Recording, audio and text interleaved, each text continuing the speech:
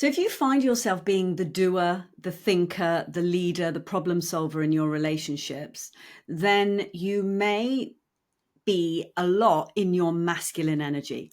And that is what we're going to talk about today. What it looks like when you're in your masculine energy, what the hell masculine energy actually is, and how to stop wearing the trousers and get more cherishing and more sweetness and more romance from the men in your life, or the man you've yet to meet, or if you're dating, all the guys that you're dating. And I really want to introduce you to Rori Raye. Rori Raye has been my mentor over this last 10 years. Can you believe it, Rori? And Rori created Have the Relationship You Want, the Modern Siren program, so many programs that have changed thousands of women's lives. And Rori also has a coach training and has coaches all over the world. And I'm really proud to say that I work with Rori and have done for many years. So Rori, welcome. Hello, Naomi. Naomi, you're awesome. I'm thrilled to be here with you. Yeah. So I would just really love to ask you, and I know for those people who really know you, they're going to know, so much about masculine and feminine energy. But actually, I think it's really important for us to get reminded of what masculine energy is. And would you talk to us about that and how we really need it in our life and how it actually gets in the way? Wow. All right. Well, first of all, I I feel like I need to say that I've been here for a long, long, long time. And when I say long time, I was here like at the beginning when the concept of feminine energy began. There was a woman you probably don't even know, Shirley Luthman, and she was talking about this, and it was like, what? She was saying how she was talking about polarities, and she was talking about masculine and feminine, and how that was messing up the concept of intimacy, emotional intimacy. And then she passed the baton to a woman named Shakti Gawain, who you may know, Living in the Light, the whole light workers concept. And then came Pat Allen, you might know her, and I was privileged to be able to see her publicly. But what I felt from reading all of those books that saved my life at a time in my marriage when I realized how controlling I was, how codependent I was, even though I didn't know that name, how much I was trying to manage everything and how tense I was, how unreal I was, how inauthentic I was to me, how I couldn't feel anything. I was just always trying to strategize.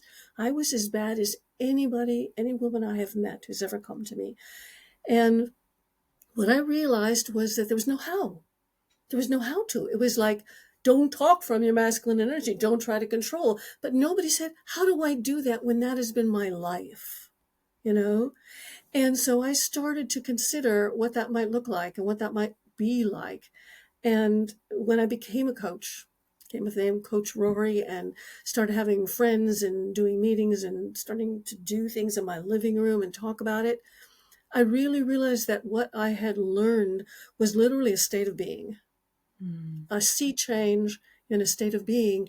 And right now, here we are, many, many, many years later, 20, 25 years later, and I'm into my new project, which is called The Feminine State of Being. So to me, feminine energy and masculine energy are altered states of being, and that the natural state of being for most people in civilization is the masculine concept. We can call it the patriarchy, we call it whatever we want, but it is this concept that logic and thinking things through and figuring things out and dealing with people in a managerial, mental golden rule, however you choose to live your life, way is the only way. And that women who are emotional and dramatic and everything else are weak and out of step and need to be shoved aside, like patted on the head and gone, no, logic needs to run the world. And what's happened is men have discovered, with the help of intuition experts, that their feminine energy is actually more powerful than their masculine energy. And because they are men and because they are primarily seen as masculine energy creatures, they are allowed to now cry and be soft and be feeling and be open, but we aren't. We women now are trying to prove ourselves by not being angry, by being reasonable, by being, have you heard this word, well modulated, well regulated, regulating your system? All of this is a way of regulating your emotions so that you can be more mental and more masculine. And at the same time, people are talking about feelings, but they're really talking about it in the masculine concept. Like, if you're in your head and you're masculine and you're a man, learn to feel more. But women, we're just shutting down constantly. So, what is the feminine state of being? It is actually being in what feels like an altered state where you are here now, being here now, and you are in your body, not your head. So I go, masculine is head, feminine is body. Embody the feelings and the emotions that you feel in your gut, in your body, and especially, and I hope it's okay to use words that the female anatomy, your vagina, your cervix, your lower chakras, what you feel there, the amount of openness that you can allow yourself there, that is where your feminine state of being starts, where your feminine energy is accessible for you. So, what masculine energy is for us is just following the precept that we need to be organized, we need to see order, we need to handle our calendar in a certain strategic way, we need to always be thinking of what's next, we need to be, and this is a big one, goal oriented, especially in work. And we do just the complete opposite at Rori Raye Certified Coach Training and all the business courses, complete opposite. We're working from intuition. We're working from passion. We're working from emotion. And that is our birthright. So for us to be in our masculine, it doesn't feel right. It feels like we're always in our head and we're shut down from neck down. We're shut down. So what happens in a relationship with a man is we're shut down. So we choose men who are shut down, which is why you're always coming up with all these emotionally unavailable men, these actually unavailable men. It's because in some way we actually do not want to be in love. We actually do not want to be emotionally intimate. We do not want that. It is terrifying because it gets in the way of our goal of being a logical, well-regulated human. And that is not what we women are built for. And then what we do, don't we? We choose that man that we have to focus on and work him out and analyze him and try and change him. And all of that focus means that I don't even have to look at myself. I don't have to feel what I'm feeling because I can just focus on him because he needs my attention. And it's another way, isn't it, of numbing out from our feelings by focusing it all on him. It's not just doom scrolling and gin and tonics, and it's actually focusing our thoughts and attention and our everything on men. And yes, 100%, you have brought the simple know-how into all of these tools. And, the women that have gone before, I know of some of them came before you, yes, really bought these ideas, but I had never ever met anyone who was able. I mean, you create tools in seconds, and I love, I've really learned that from you, that confidence just to say, I'm just going to create a tool in this second to help a woman in the moment. Sat on a date with a guy and she just gets to practice a simple tool with a simple image, and he doesn't even know she's doing it, but he feels something different. And she feels something different. And then and if we are in physics, we're all energetic beings, we get to feel someone else's energy. Our energy radiates out, our molecules vibrate together. My goodness, if we can just shift the chatter in our head and change to something else in seconds, then of course he's going to feel it. And Absolutely. what I love is how your work, and when I, learning your work for myself and then training coaches in your work, realizing how gently we can open up and be vulnerable. We don't have to just do it in seconds. we can gently, gently in those baby steps open up and be more vulnerable, because as women, we have been scared to do that. We do get scared, don't we? So how, if a woman is going, you used the word control earlier, and no one wants to describe themselves as controlling. We would all go, well, I'm not controlling. But what does that look like? I know I was in my relationship, but I would never have named it that until I met you. So what exactly is that? What are we doing when in a relationship when we're being controlling? All right, well, let's see if I can build a framework first, and then I'll give you the specifics that you could fix it. Because it's like anything else. It's like learning to play the piano or any kind of instrument. If we want to look at your body and yourself as an instrument, and if you're faith-based, you're an instrument of God. And if you're not, you are part of all it is. You're part of nature. You're like a tree. So first, I always start with the energetics. Where are you in your whole body? Are you stuck up from your neck up, or can you feel everything? And then we just start feeling literally the energies in your body and things moving. And that alone is like a big, huge aha, because remember, we're changing states. We're altering states. It feels like a new state. And you know what you can align this with? The concept of the zone. Sometimes you're just in the zone, and you don't know what happens. All of a sudden, everything's easy and you're just doing it, nowhere to go. You're walking here and you're not even thinking about it. That's what feminine energy is. That's what it feels like. It feels mindless. You don't have to focus on being mindful. It feels completely without any tags, any directions. It's just everything's just kind of going. You're baking, you're cooking, you're doing it, and you feel your whole energy more alive. You're bigger. You don't feel like you need to distract yourself. That's what it feels like. So first you start noticing how all your body feels to you. Where are you shutting down on your vagina, which is where we clench. So we work on what does it feel like to expand and open that up. That's the first thing you do. And you can practice that all day long, all by yourself. And you can practice that out in public, because we are taught to clench when we're in public, right? So we start clenching around men, and we're literally making our energy, our natural person, into this little can, right? So we just need to feel what it feels like to expand, little tools like just letting your arms out and feel the ocean on one side and feel the mountain on the other. And then breathe into that. And little things like that. So Mm, first of all, we just need to release there's a million tools I have. Well, not a million, but there's a whole bunch of tools I have to let those little beads of energy expand and fly out and be yours. This is what authenticity is, because you yeah. are being authentic even when you're clenched. That's you, and that's fine. Then there's the other part that's codependent. That is, I would say 99.9% of women.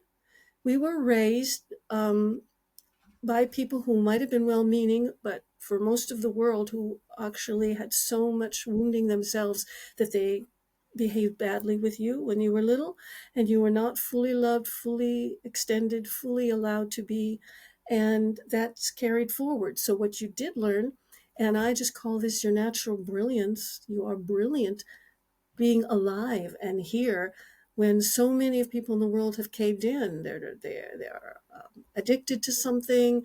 They can't get out of bed in the morning. You're here. That means your codependence was a superpower. And I want you to really feel that, okay? No matter what you feel that you shut down earlier and missed, you stayed alive and functioning. So big stars to you, okay? But that codependence is reading the room is your life. I read the room because I need to know what that person wants from me so I can give it to them. So what happens is, let's say you're with a man, you instinctively are trying to read him, not for who he is, because actually subconsciously you don't care at all who he is. He's not even human to you. He's just like to your subconscious, not your conscious, because you're a big-hearted person. But your subconscious just sees him as a strategy to stay alive. It's all survival oriented. And it's not just, that reptilian brain. It's the skill set that you've developed in order to keep yourself alive by people liking you. So what happens is we meet a guy and your subconscious is busily trying to do what you need to do to make him Mhm. happy so he will do what you want him to do so Yeah. that you can create this relationship and day in, day out. That's what you did with your parents and your teachers who wouldn't let you be you. They didn't know how to let you be you. And so you adapted continually. So we're adapting to men. And it's like we lose ourselves. We don't even know who we are. We know some things we like, but from a moment to moment basis, we're always looking out for what that person wants. Yeah. So that is control. In other Yeah. words, I'm trying to control the world around me by reading it and doing what it wants. And here's the kicker: all the anger we feel all of this anger towards men in what we're in relationship with because they're not doing what we want them to do. And actually, we never even asked for it. So what we're trying to do here in Rori Raye's Siren World is ask directly for what you deeply want and need. And first you got to find that, right? But when we ask for what we want and we don't get it, we're really not as angry as we are when we think we kind of tried to control the situation to get it and we didn't get it or he didn't guess. And that is, I'm calling that leveling, or actually, I'm calling that unleveling, because we're always seeing men or situations as either above us or below us. Oh, he's trash, he's not good looking, I'm not attracted to him, out the door. Or, oh, he's so hot, he's awesome. And then our codependence kicked in and we try to figure out how to control the situation. So what we want to do is kind of get rid of all the levels and just see everybody in this big expanded space as humans. And then our heart and our body and our vaginas and everything start to actually connect. So it's a very quick, immediate connection that happens. So you can switch from disconnected men who have nothing to do with you, really, and are not the right men for you, to establishing connection from moment one and building that through the fear, through all the weirdness of it. And that's what we do. Yeah. That's That was just, the answer. yeah, I mean, it's absolutely incredible. And, I can really see that. So in my first marriage, I could see that I was always trying to turn him into the man that I needed. And, Yes. everything from, I would book his doctor's appointments for him. I was always hassling him to stop smoking. I was doing all the things, and then I would get angry and frustrated with him. But exactly all of that was trying to make him into the man he was, rather than just see who he was. Let him keep showing me. But, something changed. And I think a lot of women will recognize those traits in themselves, because we don't want to think of ourselves as controlling, but actually it's out of fear. It's out of this fear that if I don't have the relationship that I want, if I can't make him into what I want, then who am I and what will I have? And I'll be all on my own. And something you talk about is that inner strength and the outer strength. Like, where do we wear our strength? Now, I know back then I was a very armored girl. I wore my strength on the outside. And I do remember my husband saying to me, he said, "Why are you being so aggressive?" And I remember stopping, and I didn't know why, but it was like I had to fight. It was like I had to fight. He could see my armor, and he just was always waiting for it to come down so he could, sort of step in and step closer. But, we were both backwards and forwards.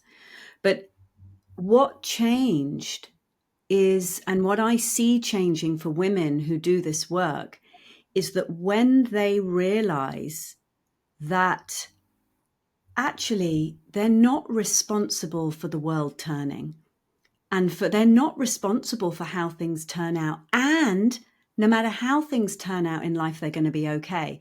And I think doing this work helps you switch from that strong on the outside, armored on the outside, to the strength on the inside. So on the outside, there can be softness. It's safe to be soft and vulnerable and open, not when we're hard as a rock inside, but when we have that strength, like a seed of strength.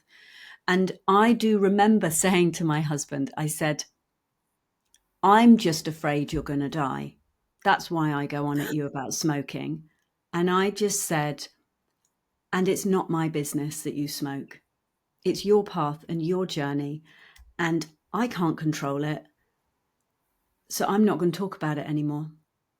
And I just didn't. Never spoke about it. And he's my ex-husband now and he still smokes. But it was like the relief. And I think, ladies listening, there is a relief. It is exhausting trying to control a man. And actually, the relief that comes with everything you've been saying, Rory, about just feeling, what is it I'm feeling? I'm feeling afraid. I'm just feeling scared. That's what most of us are feeling, aren't we? Yeah, yeah. Yeah. Well, yeah, and we don't want that to run us, but we do need to feel it.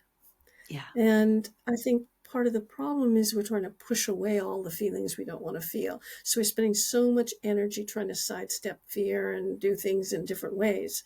Where if we just face fear head on, fall in love with it, feel it, it actually adds to the energy and it turns into, and the actors know this, it turns into excitement. The feeling of fear could be called many things. So call it excitement. I mean, I am certain that people who jump out of planes for the first time are terrified, but they're also excited and they're doing it because they want to. And actors who walk on stage feel terrified when they step out on the stage, but boy, we want to, and that takes over. So for me, the problem that's the quickest to solve in this whole issue is to find what's at the bottom of what we want. Like for you, the smoking was like, I don't want to be around smoke. I don't want to be around smoke. So I don't want to be with somebody who's smoking in my environment would be the first thing. Why? Why? That is an ask, right? But why is that an ask? What's at the bottom of that want? That seems like that's the bottom of the want, right? I'm afraid that you're going to die, but also I don't want to be around somebody who smokes because it makes me feel anxious.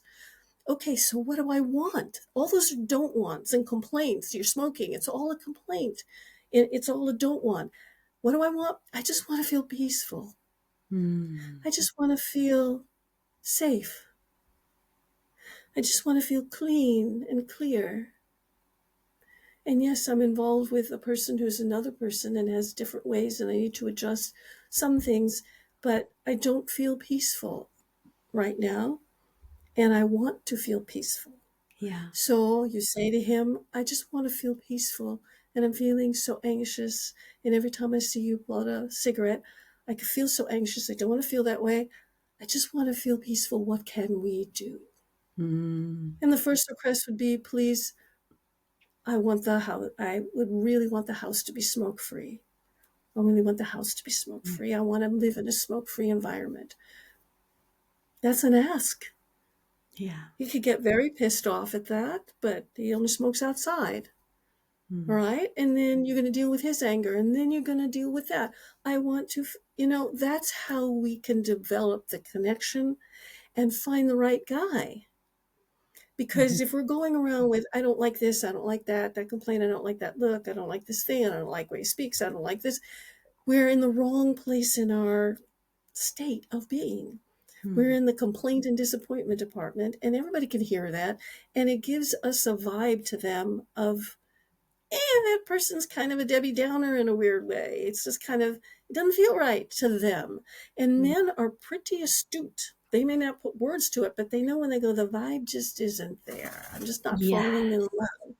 It's because we are in this heady complaint disappointment department. We got to drop, and the word drop is my big word, drop into our body, into our vaginas, into our deep wells of energy, and then we turn into this feminine state of being, and all we can feel is what we want, what turns us on.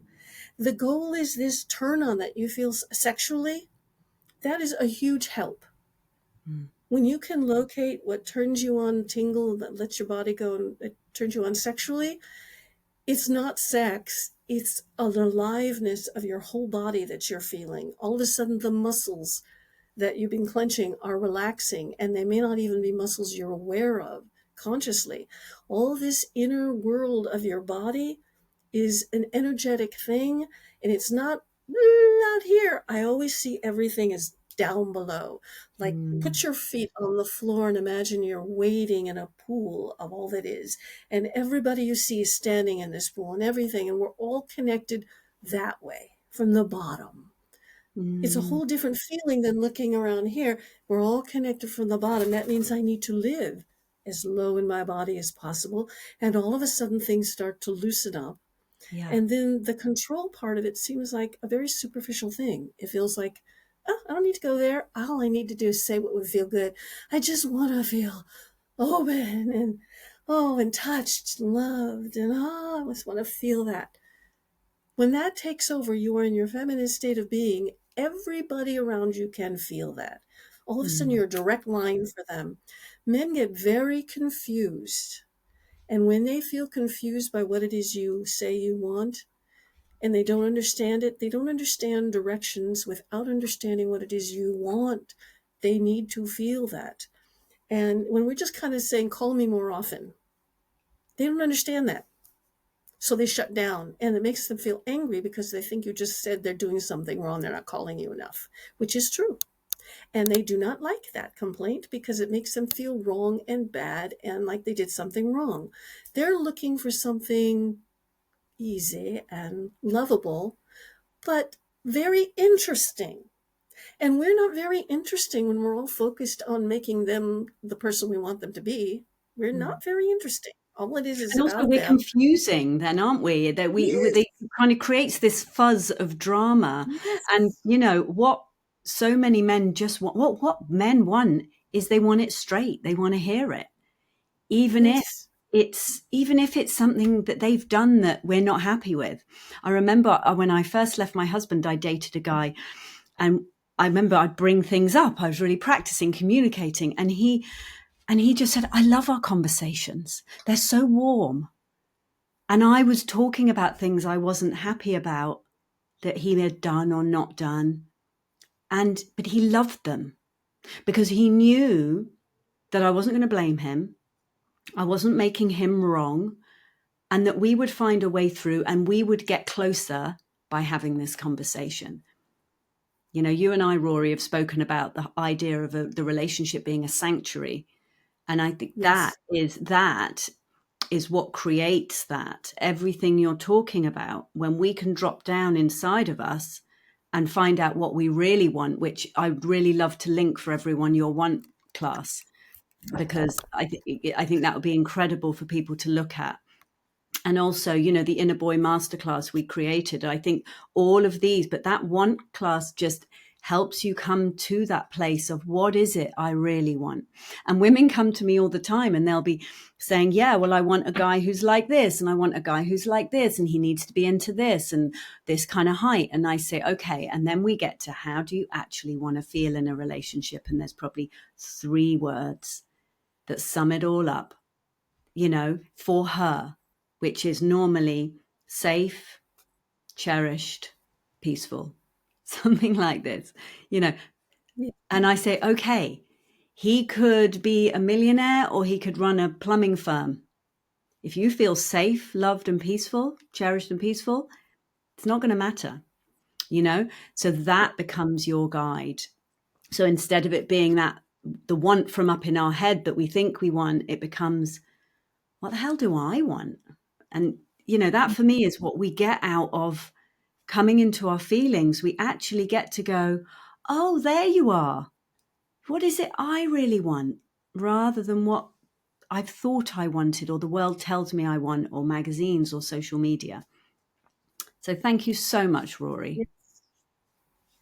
Oh, this has just been delightful. Thank you so much.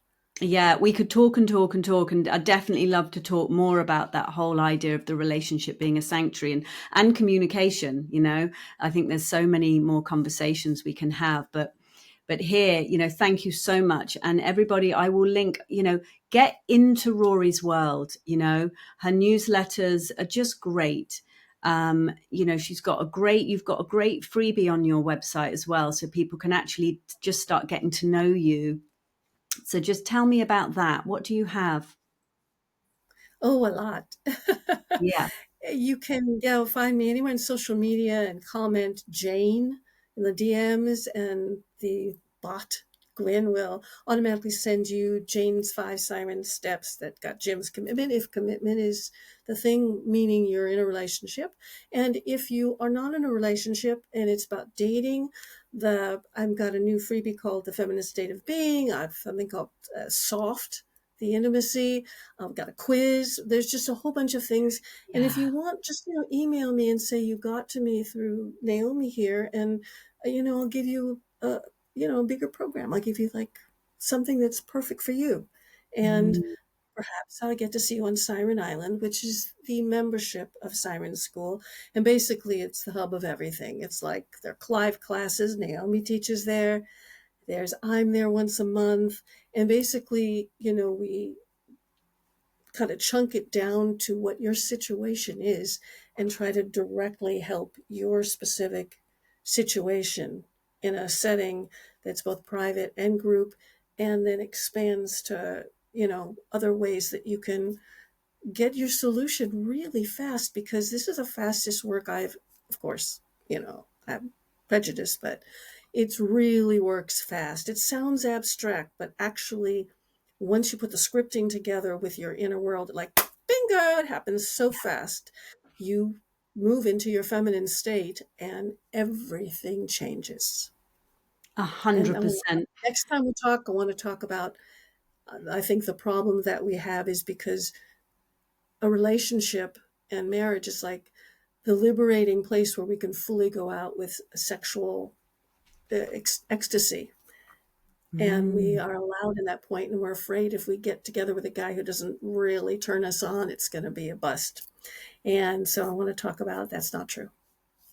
Oh, that would be so good, because we all think the instant chemistry is the be all and end all. But yes, okay, we will save No, it's that. the opposite. You're just going to have to trust me on this. I mean, I'm huge on the depth of sex or sexual fulfillment for women as a big, big, big deal. And it's really important. And you really want that in a lifetime relationship. You don't just want a friend. So I'm here to tell you how it happens that it becomes way more than you expect. Yes, absolutely. Let's talk about that. Rory, thank you so much. Bye bye.